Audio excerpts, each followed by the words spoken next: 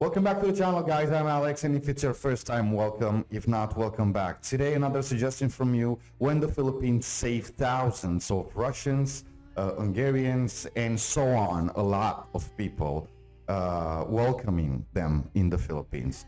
This is what you suggested for me to see, and I'm still mind blown what you guys did in your history and why nobody talks about it. I mean, why so little people talked about it? I hope we're going to change that by watching this, share this, and show the whole world how amazing Philippines was and is. That being said, like, subscribe. At the end of the video, I'm going to leave some cards over here with other amazing videos that maybe you didn't know about. And if you want to support the channel, go on Patreon. There is the link down below in the description. And you can support the channel over there and send me messages, whatever. Let's go and watch this. The original link, you can find it down below, of course, as always. Wow. The Russian Imperial was a term used Romanov family to designate all the Russians who were opposed to the Bolshevik Revolution spearheaded by Lenin. It's Lenin, yes, I remember. The Bolshevik had adopted the color as red, and so by opposition to the red, white. There also, the Imperial Russian flag was white and with a double-headed eagle. That was the Tsar's flag. My father was an officer in a Russian White Army during the Tsar of Nicholas II. Revolution came to Russia. He was fighting, but they lost. So he and a part of his army went to the east of Russia and then into the China. Wow. Guys, it's so amazing seeing the actual people, daughters, sons, or people that were there, because Shanghai you guys at the told me time this. Was labeled as a symbol of Western capitalist decadence. And culturally speaking, Mao Zedong was quite keen to sort of eradicate this inheritance from the past. In that course, at the eve of the entry of the Mao Zedong Red Army into Shanghai, these people were not going to be able to live peacefully under this regime. We heard how terrible it was for the White Russians. They were taking them to Soviet Russia, and some of them, like in the case of one of my uncles, he was shot. So when we heard that the communists are coming, straight away we got to go, leave everything. Jesus. Do you imagine how they felt? Because from Russia, then to China, and from China, after all those years, And you Mr. don't know where to go. was in charge of the Russian Immigrant Association. Borogov, I understand, was a very flamboyant ex-Tsarist officer. And he quickly took upon himself to organize the people. None of us knew where would we end up and what our life would be. Like, it was all uncertain. And this is when all these people who were there were regrouped, so to speak, and they, okay, where do we go next?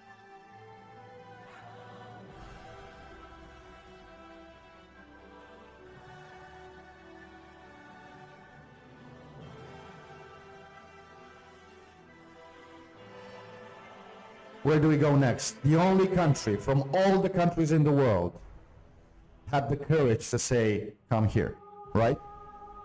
I guess this is what it's about.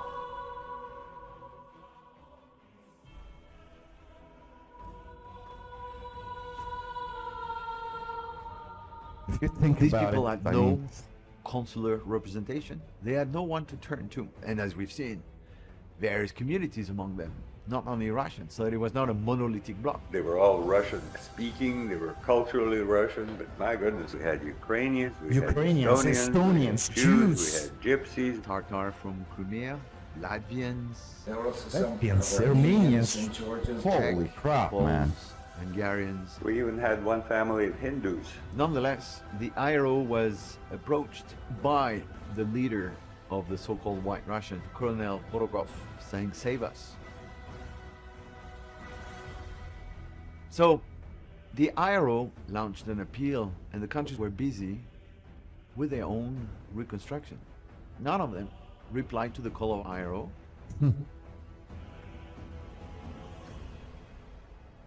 Well, in this very, very remote corner of Asia, the only country who replied to the call of IRO was the Philippines.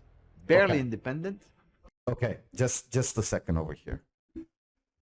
I don't know if you knew this or if it's new for you as well.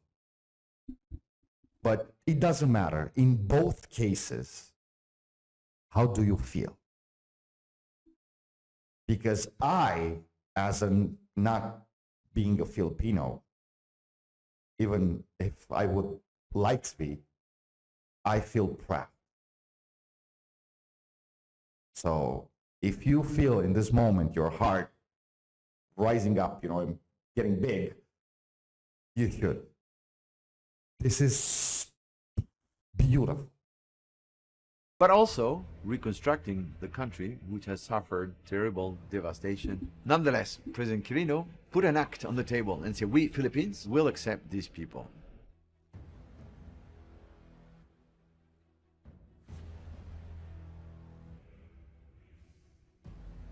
Just wow.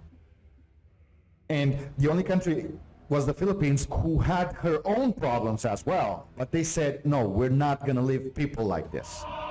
To appreciate the political significance of such an act by the Philippines under the leadership of President Quirino, who grant asylum to a group of people in need of international protection. That is remarkable.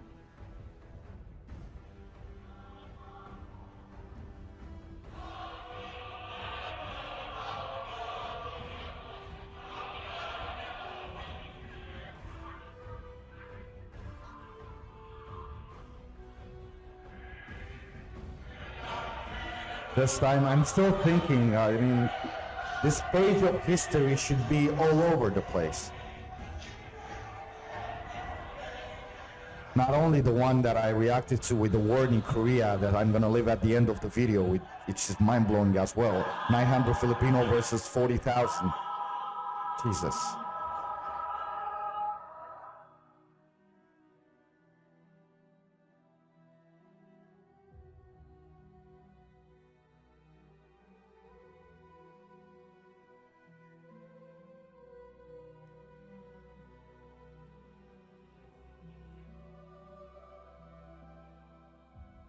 I left Shanghai with Mom on the 26th of February in 49, and I don't know how many days it took on board the ship, probably about 6 days or so. Man, and seeing the actual people, Maka ni kunot mga Rusya na Tubabao.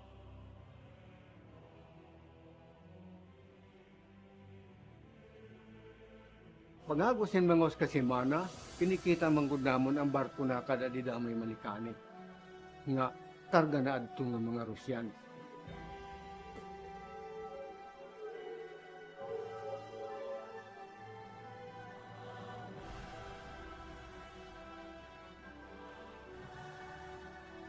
Naghakot at taera, ti ka ng barko nga dabit sa Kamparang, ang barge ni Jose Ulanda. Man, look at that. We loaded us up on a PAL flight, and luckily enough, I got a seat by the window. Oh my Lord, they had the blue ocean, they had the little islands, they had the palm trees sticking up. It was great. And the scenery, to see those islands, some waters looked purple, some waters looked pink because the sun was coming up, and reflection, and it was such a gorgeous, extremely gorgeous sight.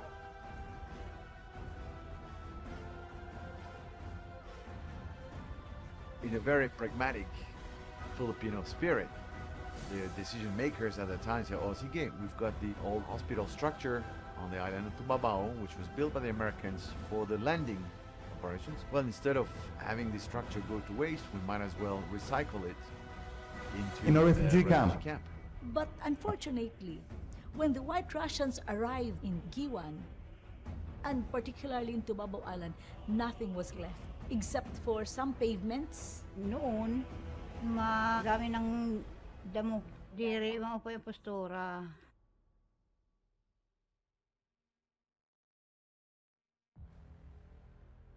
They tried to do it by themselves, I guess, right? I mean, try to build like a community. Of course, it was more difficult, you know, because you could live in conditions of living in a tent, and they gave us all those army cots, you know, to sleep on. Quite a shock after living so many years in the cities, you know. You had to come and live in tents, you know, in the middle of nowhere. It was a shock because we didn't know what to expect, especially these people that arrived 2 weeks before.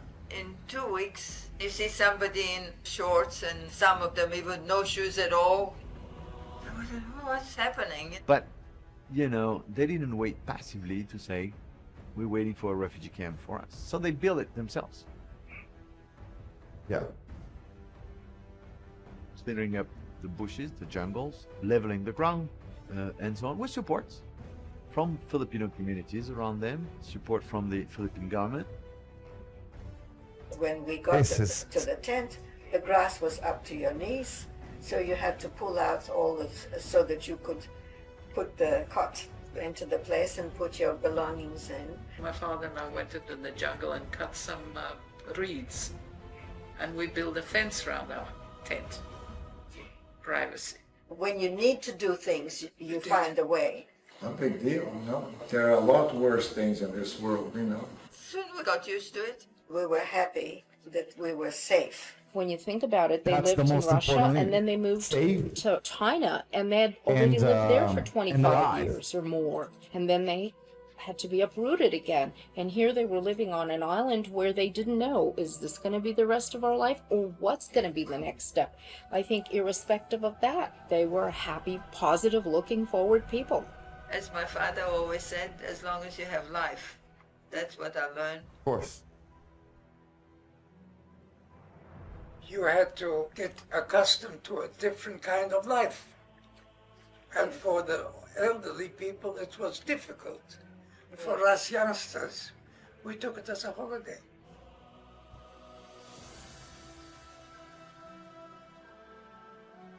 All of a sudden that we could see all our friends living together. At that age, you know, everything is wonderful.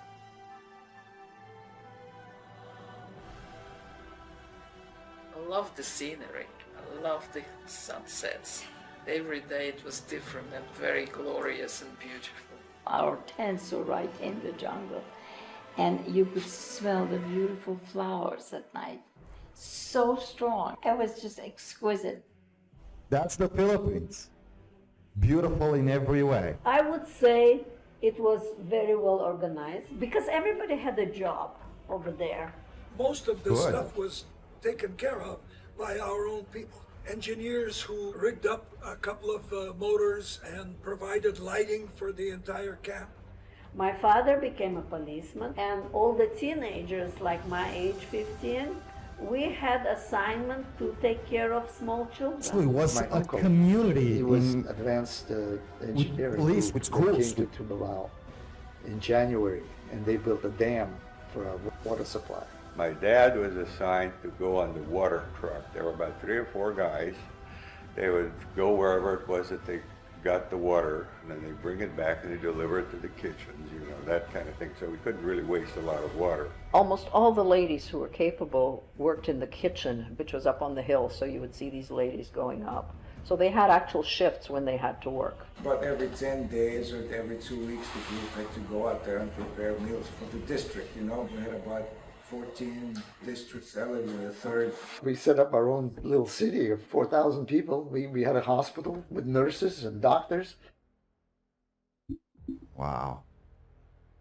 A church was constructed out near the oval, far out from camp, which was the main sabor or cathedral. There were other churches there as well. One was in a tent, I recall, was a Baptist. There were several denominations, but the main one was the Russian Orthodox. Yeah, it's They would Orthodox, go of to course. church every Sunday. Some people would go to church every day. The people were very religious, yes. And then they opened up a school there.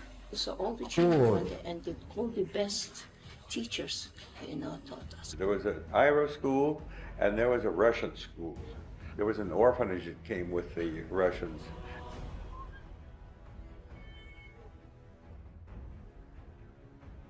Bishop John is coming. So they'd start ringing the bells, because that's a tradition. You know, when the bishop comes in, you know, the bells ring.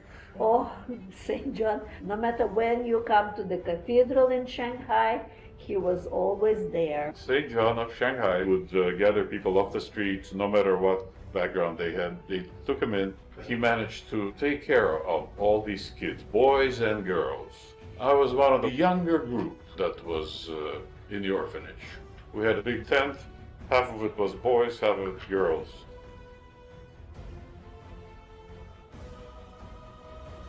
President Elpidio Quirino came to Oh, the he camp. came to the camp.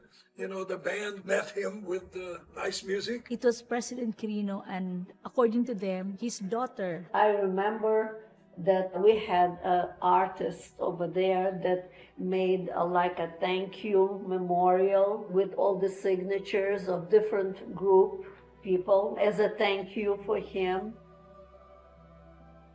In the camp, they had curfew. They were not free to go in and out of that camp all the time. And the president decided to take down the fences, you know, and that was meaning that you're not in the camp. What the president did was amazing, because with that only gesture, take out the fences, you're not prisoners here. I mean, which country does that? Not only welcome you, not only help you, not only when you have your own problem. Oh my God, this is gold. This is one of the most beautiful videos I have on the channel for what it means, you know.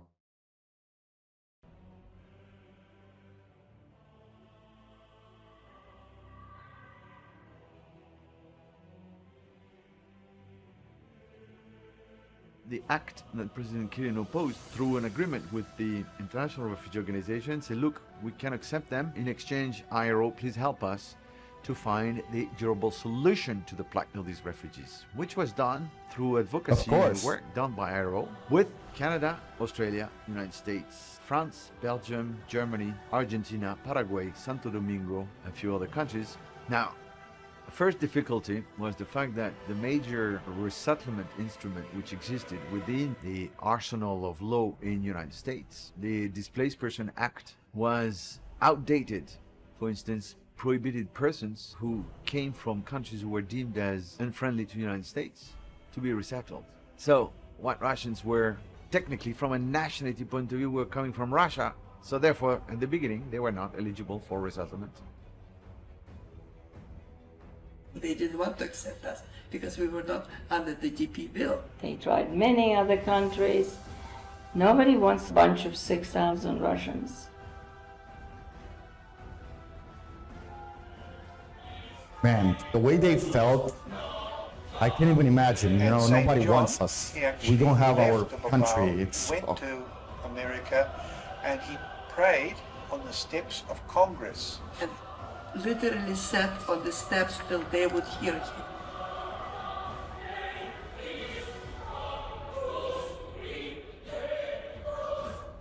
Until somebody noticed him from the American Congress and said, "What are you doing here?" And that's when he appealed to the American Congress to allow the White Russians to migrate to America.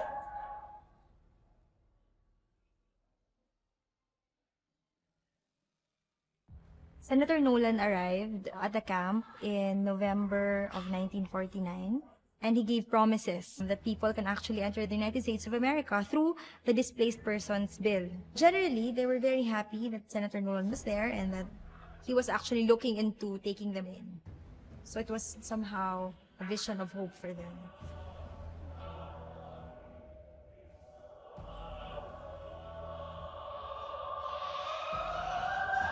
Man, it's really.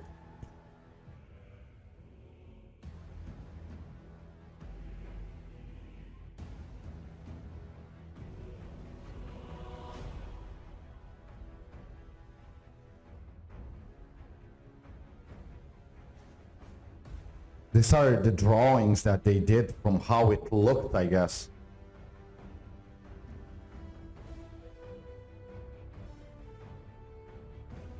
There were quite a few artists there, and they used to regularly go and paint. My uncle painted over 200 paintings. Because my father was a doctor, he was allowed to visit the White Russian camp in Tubabao. And through his work with the White Russians, he invited some people that he knew in the camp over to our house. They used to come to the house once or twice a month on a weekend. Since a lot of the people in the camp had some kind of ability to do some crafts, I remember that some women used to sell flowers to some people in Giwan. As one of the ways of earning some money, they did this. Pag nagkakasalubong kami, galing ako sa eskwelahan, sasabihin sa akin, Dabi Regine, sasabihin ko yan, give me bread, I will give you flower. Yes, yes, yes, sabi niya. Fatima, kumukuha ako ng bulaklak ng ang tawag dito, laglag. O yan ang binibigay ko. Binibigyan ako ng malalaking American bread. Pag uuwi ko, mayroon dara akong American bread. I was a member of the parish choir. Mr. Donayu, who was the finance officer of the Aero, he got interested. So we were invited to have our rehearsals in Tubabao, where the White Russians were staying. Mr. Stenberg, a White Russian, was our organ player. He was a great pianist. There were about 50 people who were musicians. I know that there was one piano teacher who had students in Guiwan.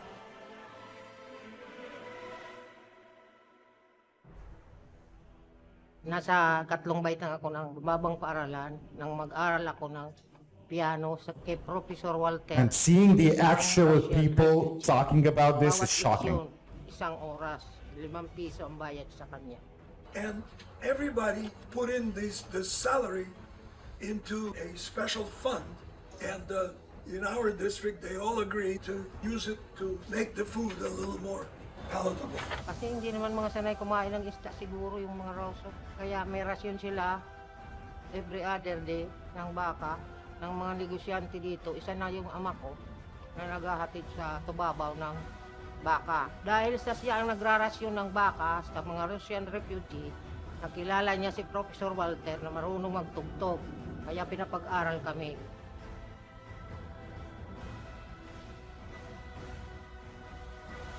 Madame Karamsin was the third piano teacher that I had in Giwan who taught me a lot. She was the one who taught me more about piano than anybody else.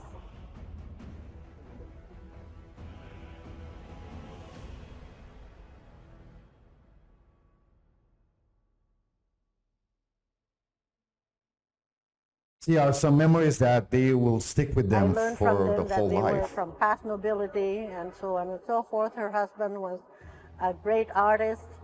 He did painting and metal crafting.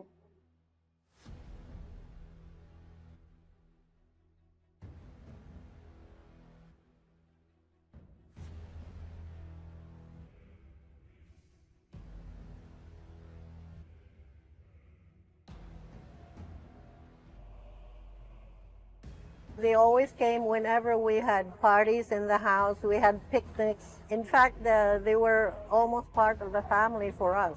And when I had my 12th birthday, she decided to give me as a gift, wrapped up in a little handkerchief because she couldn't afford anything else to wrap it up in, was a ring, pearl ring that she had owned since she was a young lady from Russia, which I kept for many years. This was the type of relationship that we had with these white Russians. Beautiful. During our graduation, Mr. Stenberg also accompanied our graduation song. We also invited some female white Russians who had choral rendition to the great applause of the audience. All the performances and enjoyed that, and the lectures. We kept our culture, our own, everything Russian. We had ballets, we had orchestras. There was a musical group that had operettas because there was a group of actors. I enjoyed the stage very much, so I was always on stage, either dancing or acting or something. We had movies twice a week, Almost every week we had our own dance band and had dances and all that. They were trying to live a normal life. They actually set up some facilities out there where you could swim. It was like a wooden raft. You could just sit out there in the middle, you know, jump in the water.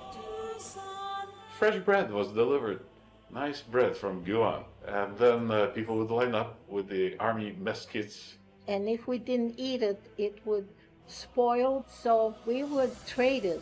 One time I got 2 loaves of bread and I went down to the village and I talked to some guy. He had a canoe and I said, hey, can I use it for a while? You know, I'll give you bread.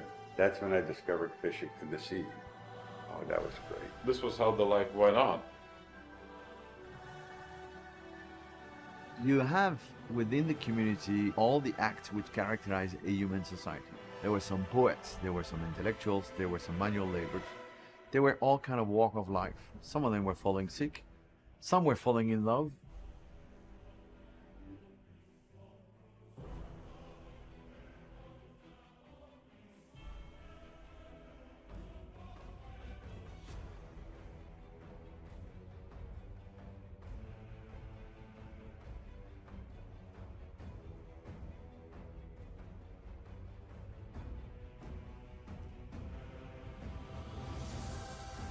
Ooh, man, the weather over there. One thing that they also experienced in Giwa, a very big typhoon.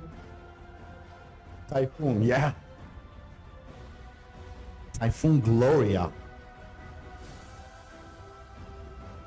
Of course, everybody was scared because I guess this was most of really the big. people have never been in a typhoon. It was a very destructive typhoon. You know, the Russians were only living in the Monsitat in some tent. I remember holding down the tents. It was shaking the tent and it was very noisy and everything. I remember watching the men digging a hole so we could hide. My God. I know the typhoons in the Philippines are something crazy. And St. John prayed and prayed and prayed. Bishop will go around and he will cross all the sides. Apparently, his prayers were successful in turning the typhoon. God, guys. They had 2 The typhoons. Almighty There's God. this bad typhoon that they had. The name of the typhoon was Typhoon Ami. After the orphanage left, Tubabao was Ami. destroyed by the typhoon. Everything is broken, even the pipes, water pipes. Ooh. That bad typhoon. It was apparently a terrible typhoon at the end of the camping and absolutely destroyed the whole camp completely. Jesus, no.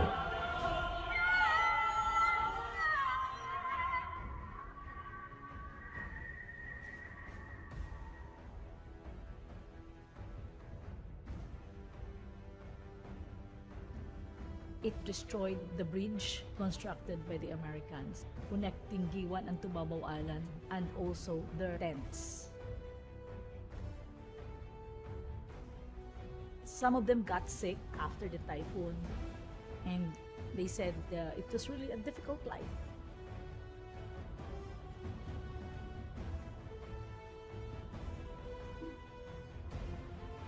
But they had no choice. They had to be there, and they had to survive.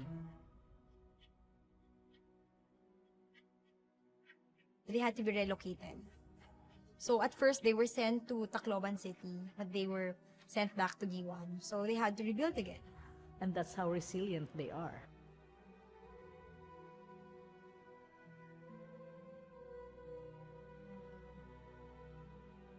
The best part about that were the memories of togetherness. It was a very important feeling to be having this togetherness, that we are unit, you know, and we've got to fight it and enjoy the life unity, yeah. meanwhile.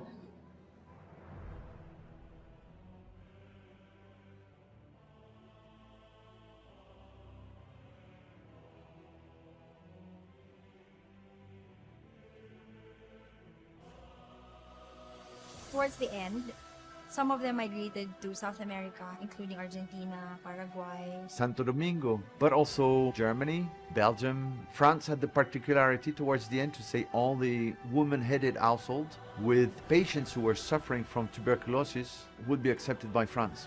and the able-bodied men went to Sydney. And then by 1950, the amendments to the bill was finally passed. So by 1951, Nolan's promise finally materialized, and finally the people were able to live their new life in the United States of America.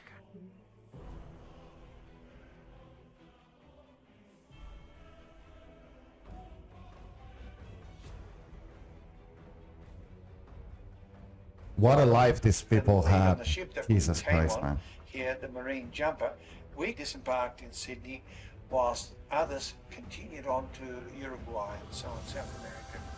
We were glad we were leaving and finally going someplace where we're going to settle down. But on the other hand, we didn't know, well, when are we going to meet again, you know. Of course, I missed a lot of friends.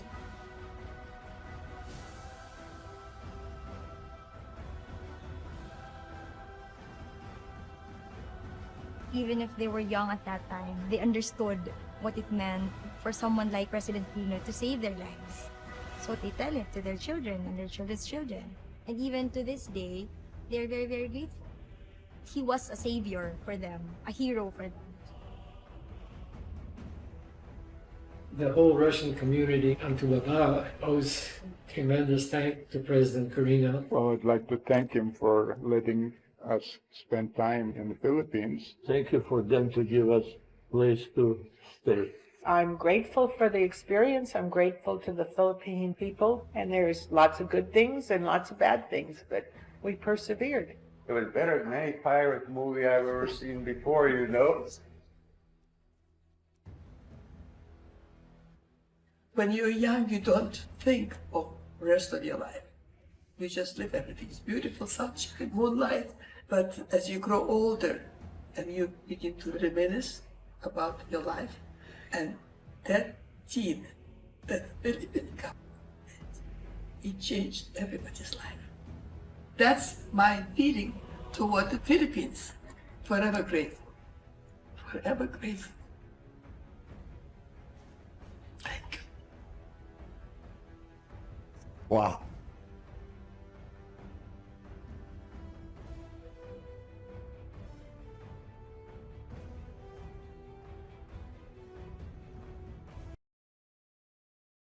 Beautiful, beautiful guys. What there are no words. Filipino, you know, Filipinos and Filipino, well, as a country and as people, they're not only, you know, making the world a better place, but they already did a long time ago. And this is a page of history that I'm so glad you guys show it to me, and maybe I can show it through, you know, through this channel to other people that didn't know about. And just, we have to be proud to have Filipinos, people, and the country in this world. This is all I'm going to say because it's already a long video. Hope you enjoy it. Hope you like it. Your thoughts down below are really important. What do you think we should see next on the channel? Put it down below. And just be proud to be who you are. Thank you for watching. Like I always say, stay safe.